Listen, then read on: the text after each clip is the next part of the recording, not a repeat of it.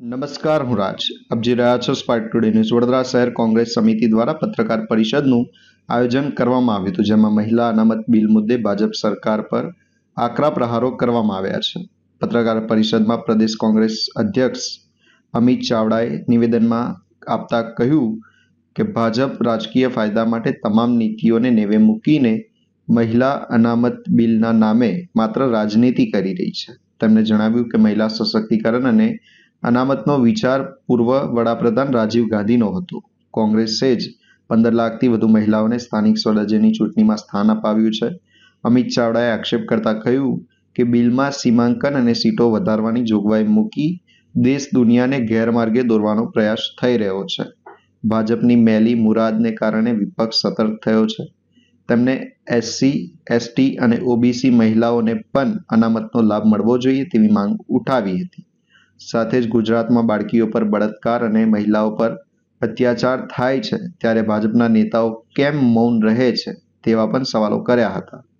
રાજ્યસભા સાંસદ અને AICC secretary Mukul વાસનિકે પણ ભાજપ પર સવાલો ઉઠાવતા જણાવ્યું કે બિલને સ્થાયી સમિતિ અથવા જેપીસી પાસે મોકલ્યા વગર સીધું સંસદમાં રજૂ કરવામાં આવ્યું અને વિપક્ષ સાથે પણ કોઈ પણ પ્રકારની ચર્ચા કરવામાં આવી નહોતી. તેમણે વધુમાં કહ્યું કે આરએસએસમાં મહિલાઓ માટે કોઈ સ્થાન નથી અને આજ દિન સુધી ભાજપમાં કોઈ મહિલા રાષ્ટ્રીય અધ્યક્ષ બની શકી નથી, જ્યારે કોંગ્રેસે હંમેશા મહિલાઓને નેતૃત્વ સોંપ્યું છે.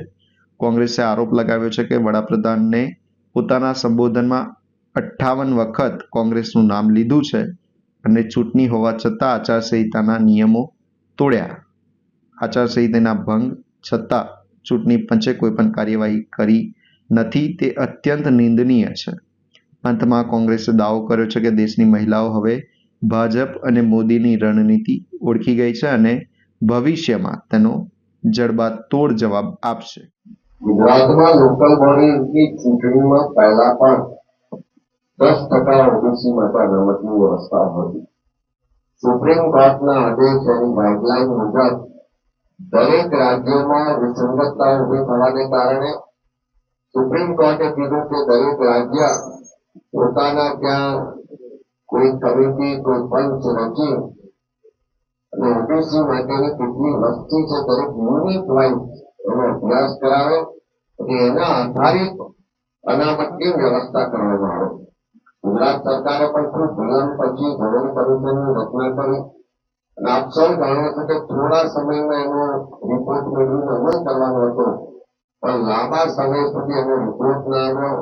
અને રિપોર્ટ આવ્યા પછી જે બિલ લાવવામાં આવ્યું ત્યારે રાજ્ય સરકારે આજ દિન સુધી ઝવેરી કમિશનનો રિપોર્ટ કોઈ પણ પબ્લિક પોર્ટલ પર મૂક્યો નથી. ક્યાંય પણ વિધાનસભામાં કે કોઈ જગ્યાએ એને પ્રસિદ્ધ કરવામાં નથી આવ્યો અને એમની મનસુબી મુજબ સુપ્રીમ કોર્ટની ગાઈડલાઈનથી વિરોધમાં એમણે અનામત 27% લાગુ કર્યું.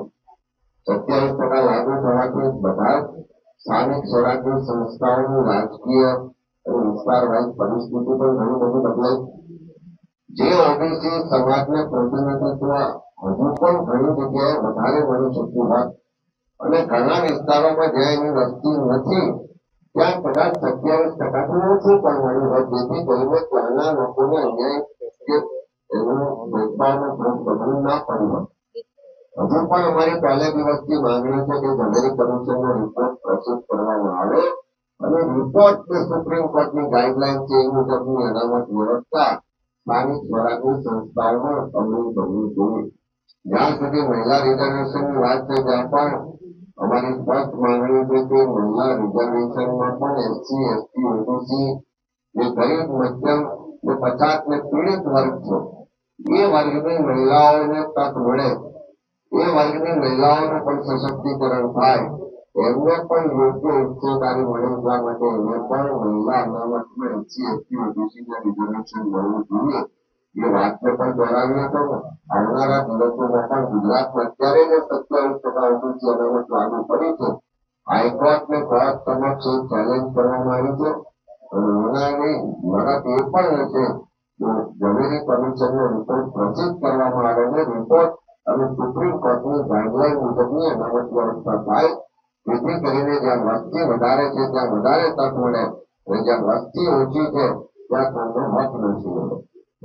એક તરફ ગુજરાતમાં સ્થાનિક સ્વરાજની ચૂંટણીઓનો માહોલ ચાલે છે, બીજી તરફ દુનિયામાં અલગ અલગ દેશોમાં યુદ્ધની પરિસ્થિતિ છે અને દેશની ભારતીય જનતા પાર્ટીની નરેન્દ્રભાઈ મોદીના નેતૃત્વવાળી સરકાર તમામ મોરચે નિષ્ફળ નીવડી ચૂકી છે અને લોકોમાં ભારોભાર સરકાર સામે નારાજગી અને ગુસ્સો છે.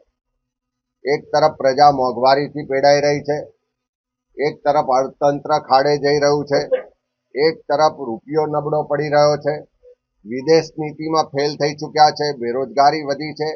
ત્યારે એવા સમયમાં જે અલગ અલગ રાજ્યોમાં ચૂંટણીઓ ચાલે છે, એ ચૂંટણીઓમાં રાજકીય ફાયદો મેળવવા માટે તમામ નીતિ નિયમોને નેવે મૂકી અને રાજકીય એજન્ડા સાથે દેશની પાર્લામેન્ટમાં ભારતીય જનતા પાર્ટીના શાસકો નરેન્દ્રભાઈ મોદીના નેતૃત્વવાળી સરકાર મહિલા અનામત બિલના નામે રાજનીતિ કરવામાં આવે છે.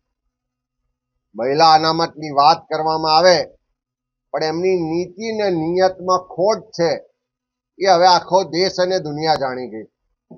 અને ઉલટાનું કોંગ્રેસ પાર્ટી પર આરોપ લગાવવાની વાત કરે, એના માટે આખા દેશમાં પ્રેસ કોન્ફરન્સો, મીડિયા અને બાકીના પ્લેટફોર્મ પર એક એવો માહોલ ઊભો કરવામાં આવે કે જાણે ભારતીય જનતા પાર્ટી મહિલાઓની હિતેચ્છુ છે, હિતરક્ષક છે અને બાકીના વિપક્ષો મહિલા વિરોધી.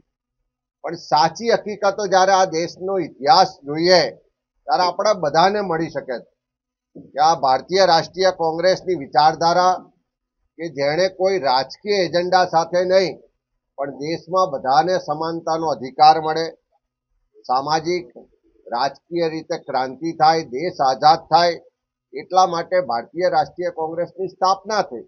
લાંબી આઝાદીની લડાઈ લડવાનું નેતૃત્વ પણ કોંગ્રેસના નેતૃત્વએ કર્યું. દેશને આઝાદી અપાવવામાં પણ સૌથી મોટો રોલ કોંગ્રેસ પાર્ટીનો રહ્યો. અને જ્યારે મહિલા સશક્તિકરણની વાત આવે, નારી સન્માનની વાત આવે, મહિલાઓને ભાગીદારીની વાત આવે, ત્યારે સૌથી પહેલું જો શરૂઆત કરી હોય તો 1925માં સરોજિની નાયડુજીને પ્રેસિડેન્ટ બનાવી અને કોંગ્રેસ પાર્ટીએ મહિલા સશક્તિકરણ, મહિલા નેતૃત્વ અને મહિલાની ભાગીદારીની શરૂઆત કરાવી હતી. એ પહેલા પણ અનેક એના દાખલા છે, એની બેસેન્ટથી લઈને ઘણા બધા દાખલા છે. દેશ આઝાદ થયા પછી પણ જ્યારે જ્યારે શાસન આવ્યું ત્યારે મહિલા સશક્તિકરણ માટે, મહિલાઓના સન્માન માટેના કાયદા કાનૂન લાવવામાં આવ્યા. દેશના પ્રથમ મહિલા વડાપ્રધાન ઇન્દિરા ગાંધીનું નેતૃત્વ આખી દુનિયાએ માનવું પડ્યું. પ્રથમ મહિલા રાષ્ટ્રપતિ પ્રતિભાતાઈ પાટીલને પણ કોંગ્રેસ પાર્ટીએ નેતૃત્વ સોંપ્યું. અને સાથે સાથે જ્યારે સ્વર્ગસ્થ વડાપ્રધાન રાજીવ ગાંધીજીને યાદ કરીએ, મહિલાઓના સશક્તિકરણને રાજકીય સહભાગીદારીતાની વાત કરીએ તો રાજીવ ગાંધીજીનું વિઝનરી નેતૃત્વ હતું કે જેમણે દેશની 50% વસ્તી એટલે કે આધી આબાદી મહિલાઓ, જે મહિલાઓ ઘર સારી રીતે ચલાવી શકે, કુટુંબ પરિવારને વ્યવહાર સારી રીતે ચલાવી શકે, એ મહિલાઓ વહીવટ પણ સારી રીતે સ્થાનિક સ્વરાજની સંસ્થાઓમાં કરી શકે, એવી ચોક્કસ દ્રઢ માન્યતા, વિચાર અને વિઝન સાથે રાજીવજીના નેતૃત્વમાં સ્થાનિક સ્વરાજની સંસ્થાઓમાં 33% महिला अनामत की शुरुआत हुई कि एक 16, 17, 18 अप्रैल के लोकसभा और हमारे राज्यसभा के अधिवेशन में भारत के संविधान की जीत हुई, विपक्ष के एकता की जीत हुई और छल कपट से जो परिसीमन करने के उद्देश्य से जो संशोधन करने की एक कोशिश भारत सरकार ने करी थी वो पूरी तरह से असफल हुई। भारत के प्रधानमंत्री परसों की शाम उन्होंने राष्ट्र के नाम से एक संदेश दिया। 29 मिनट का उनका भाषण, 58 बार उन्होंने अपने भाषण में कांग्रेस का जिक्र किया।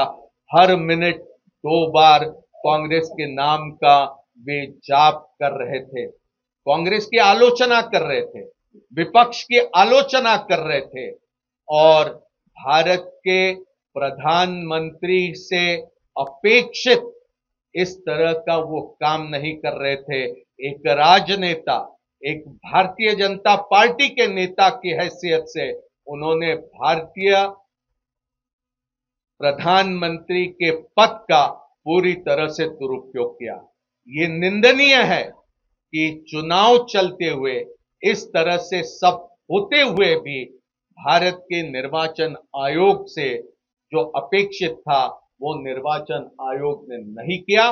मॉडल कोड ऑफ कंडक्ट की पूरी तरह से धज्जियां उड़ा दी गई। हमारी मांग पहले भी थी और आज भी है कि 2023 को जो महिला आरक्षण का संविधान संशोधन संसद ने एक राय से मंजूर किया, उसे लागू करना चाहिए। 2029 के चुनाव से ही उसे लागू करना चाहिए और अगर उसमें कोई छोटी मोटी अगर संशोधन करने की जरूरत है तो उसे करिए, लेकिन बगैर देर उसे लागू करना चाहिए। कल्पना कीजिए 22 सितंबर 2023 को संसद नारी शक्ति वंदन अधिनियम मंजूर करता है। उसे लागू करने की तारीख कौन सी है? 30 महीने बीत जाते हैं। 16 अप्रैल 2026 की रात 9:30 बजे 30 महीने पहले जो संशोधन सदन ने मंजूर किया था उसे लागू करने का गैजेट नोटिफिकेशन ये भारत सरकार निकालती है। इससे ही पता चलता है कि किस तरह की छल कपट की भावनाओं के साथ उन्होंने ये सारा का सारा महिला आरक्षण के मुद्दे को लेकर अपना रवैया रखा है। भारत की जनता, विशेषकर भारत की महिलाएं अच्छी तरह से भारतीय जनता पार्टी को समझती है और नरेंद्र मोदी जी को भी वो बहुत बखूबी समझती है।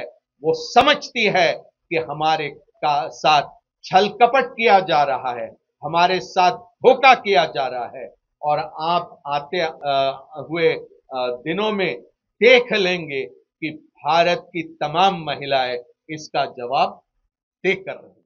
मैंने बयान देखा नहीं, लेकिन मैंने भारत के प्रधानमंत्री नरेंद्र मोदी जी का राष्ट्र के नाम से संदेश सुना। प्रधानमंत्री राष्ट्र के नाम से संदेश देते हैं तो वो राष्ट्र के नाम से संदेश रहना चाहिए, लेकिन ऐसा हुआ नहीं। वे प्रधानमंत्री के तौर पर बोल तो रहे थे, लेकिन प्रधानमंत्री जैसे बोल नहीं रहे थे। वो बोल रहे थे एक भारतीय जनता पार्टी के नेता के हैसियत से। 29 मिनट का उनका भाषण, 58 बार कांग्रेस का उसमें नाम, कांग्रेस पर आरोप लगाए, विपक्ष पर आरोप लगाए। ये महिला आरक्षण का संशोधन नहीं था, ये गुमराह करने का प्रयास है। महिला आरक्षण पर तो संविधान संशोधन बिल नारी शक्ति वंदन अधिनियम 2023 का 22 सितंबर को 2023 को संसद ने आम सहमति से पास कर दिया था, मंजूर कर दिया था। तो महिला आरक्षण ये विषय ही नहीं है। महिला आरक्षण विषय कहाँ है? वो है ही नहीं। इस पर अगर प्रधानमंत्री जी या भारतीय जनता पार्टी के नेता कुछ बोल रहे हैं तो वो गलत बोल रहे हैं, वो लोगों के आंखों में धूल झोंक रहे हैं। मैं अगर ये कहूं कि भारत के प्रधानमंत्री जी की ये मंशा थी ही नहीं कि ये संशोधन मंजूर हो, आपका बहुमत नहीं, 2/3 आपके पास में सांसद नहीं, ऐसी सूरत में विपक्ष से आपने बात किया क्या? विपक्ष ने मांग किया था कि आप ऑल पार्टी मीटिंग बुलाओ, आपने बुलाई क्या? आपने स्थायी समिति के सामने बिल को भेजा क्या? आपने जेपी के सामने आपने बिल भेजा क्या? आपने देश भर में कहीं पर चर्चा करी क्या? कोई चर्चा नहीं। डिलिमिटेशन को लेकर 16 अप्रैल को अधिवेशन शुरू हो रहा, एक दिन पहले वो प्रारूप उसका सामने आता है। नरेंद्र मोदी जी ने सोचा होगा बिल पास हुआ तो मैं महिलाओं का मसीहा बनूंगा, नहीं पास हुआ तो मैं विपक्ष को अलग अलग तरीके से उनके ऊपर लांछन लगाने की कोशिश करूंगा। लेकिन अब 12 साल हो गए, नरेंद्र मोदी जी को देश ने देख लिया है। अब वो समझ गए हैं कि ये सोचते क्या है, करते क्या है, वो सब अब लोगों ने अच्छी तरह से पहचान लिया है।